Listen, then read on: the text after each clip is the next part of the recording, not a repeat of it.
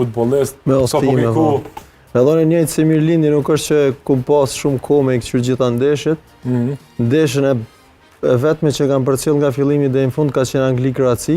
Në atë moment isha edhe në Zagreb. Po.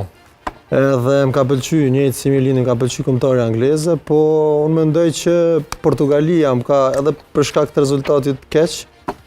Nëse arrin trajneri me qit jashtë Ronaldon për formacionin, besoj që ka pas shumë sukses. Se ka sulmues më të mirë se Ronaldo në atë zonë? Po ka ekipin shumë të mirë po Ronaldo edhe për shkak të moshës, edhe për shkak që nuk mundet me vrapu mos si përpara, besoj që po penalizon shumë kombëtarën. Se legjenda e futbollit Toni Kroos në një deklaratë kishte thënë Ronaldo nuk luan vetëm se ka emrin Cristiano Ronaldo, po Portugalia nuk ka më të mirë se ai në atë zonë për momentin. Unë besoj që ka lojtarë cilët mund të luajnë aty.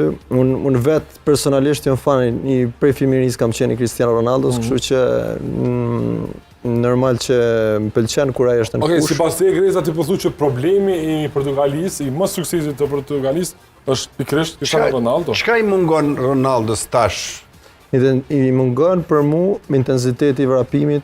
Nuk e di a keni përcjell, e kam pa edhe atë ndeshje ku nuk asnjë sprint nuk e ka pas. Nuk kishin domethënë shkonin në krah, edhe nuk kishin finalizimin se Ronaldo nuk lëvizte, normal që nuk lëviz mos i përpara se 41 vjeç.